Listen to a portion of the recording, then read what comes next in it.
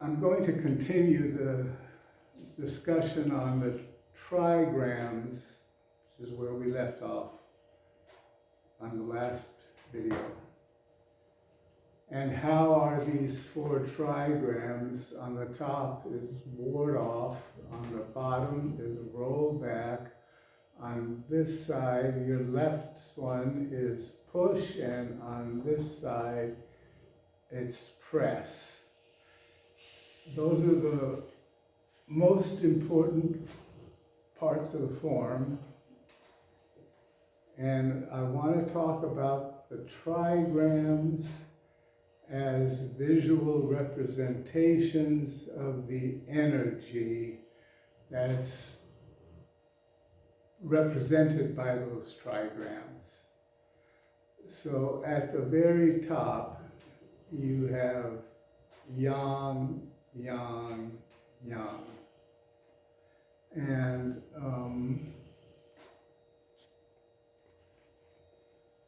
it's not as simple as what I'm making it.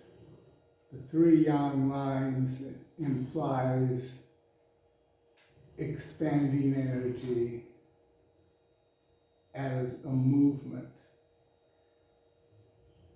How do you think about ward off? I'll tell you how I think about ward off, because I use water or air, but mostly water. It's easier to visualize for me water and how it reacts and manifests energy.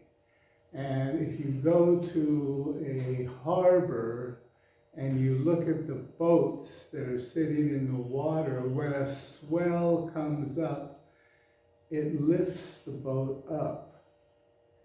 All the energy is moving upward and outward, and it picks up anything that happens to be in its way. In a boat, it rises, all the energy rises, and the boat comes up without effort.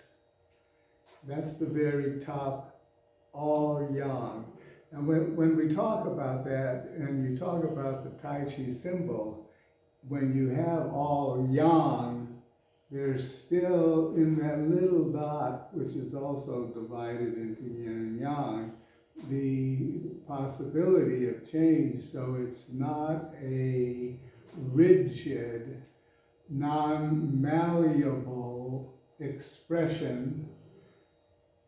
It has to be understood that pure yang contains the energy of yin. The manifestation of it is in its lifting ability. At the very bottom, you have three yin lines, which means yielding, yielding, yielding, which means falling as opposed to rising, and to use the image of water. It's not the rising water that lifts the boat, it's the swirling water. For example, in the movie Titanic, when the Titanic was going down, there was a gigantic spiraling energy being drawn downward, which pulled anything close to it down with it. That's the energy of yin, completely drawing downward, drawing into, as opposed to yang, which is rising away from. And those two are the opposites. On the sides, you have on one side push, and on the other side press. And if you look at push, you have yin is hidden in yang. On the other side, you have yang, which is encased in yin. So I want to talk about push first because I think it's easier to understand. And then the yang concealing yin is how we explain the technique of Qigong, of advancing, retreating, advancing. Three distinct, different energies. Two distinct, different energies in three different positions. And the example I think about that most easily comes to my mind is the force of the ocean, which is coming in and creating a wave. But it's been doing that forever. So the wave that has been created is also going back into the ocean. The going forward of the wave is a yang as I'm pushing. But as the energy of the previous wave comes back, I have to receive that, which is a yin energy. So in advancing, there must be retreating. Is a different line from the classics, from a different time period, but it's saying the same thing. That in moving forward, you have to be able, one has to be able to sense a wave of opposition or a wave of resistance and not go through that, but yield to it. But in yielding to it, here comes the ocean and here comes the shore. There's no stopping of the ocean coming forward, but it also carries with it the resistance of the previous wave coming back. So in the moving forward of the wave, there's a receiving of the previous wave, and that's a visual representation of the Qigong, which is advance, retreat, advance. But the retreat of the advance can't disconnect from the advance of the advance. So contained within the two strong forward moving lines is a receiving energy. And that's the visual representation is in that trigram, and that's an expression of the energy of push. So we have ward off on the front, on the top, roll back on the bottom. On the left-hand side of that diagram is the push, yin concealed in yang. Now, if you go to the other side, you have yang concealed in yin. That's a little more difficult for me to understand, the connection to the action in Tuisho to that diagram of yang concealed in yin. The image of how water behaves is in the external. For example, the water is moving forward, the ocean is moving forward to the shore, which happens to be very rocky and not an open beach shore, but one that has boundaries on either side. So as the water comes in, it yields to those boundaries on either side. But what happens in the middle is strong and goes up. An example of that is in the blowholes. I know of one in Hawaii, there's one in Malibu Beach. I think it's Malibu Beach, I don't remember.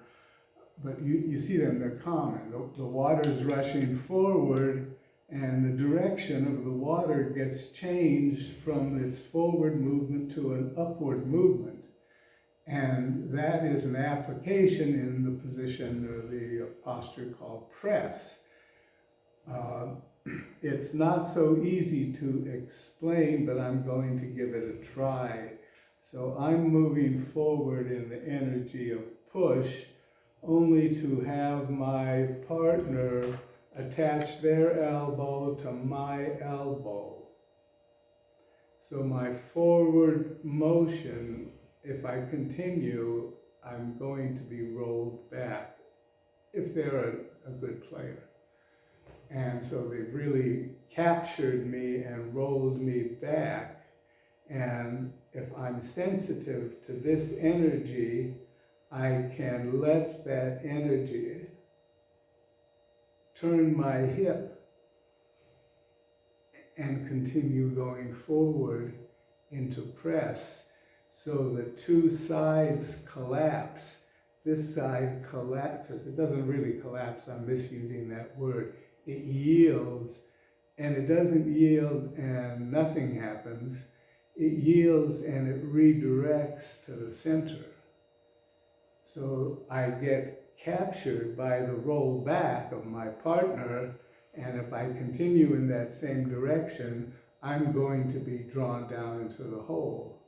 So my energy doesn't stop moving forward, but it changes as a result of what my partner does. The changes caused by my opponent fill them with wonder, and the energy doesn't stop moving. It goes from push, and to avoid being rolled back, I feel the contact on my elbow, but since the body is one unit, touching here is the same as touching here, and I continue forward. I can use this hand or not use the second hand to manifest the energy of press. So on the top you have ward off, roll back, press, and push, and those are the most important parts of the form. Now, how can I say that so definitively? I'll go back to my first meeting with Mr. Robert Smith. And it was shortly after Tam had died, and Wolf Lowenthal invited me to go up to Yale, to New Haven, Connecticut, from New York City, to meet Mr. Smith. And when we got there, he introduced me and he said, "This is Steve, and he's a student at Tam's." So, Mr. Smith, yeah, it was nice to meet you, and so forth. Then the class began, and much to my horror, Mr. Smith singled me out and said, "Okay, Steve, you're a student at TAMS. Tell us, what's the most important part of the form?" So there I was with a spotlight on me as a student or a representative of TAM, being asked by Mr. Smith a very important question: what is the most important part of the form? Well, Tam had never said what is the most important part of the form, so I was left dangling. And I took a second and I said, "Grasping the sparrow's tail." And I held my breath, and Mr. Smith said, "Yes, you're right."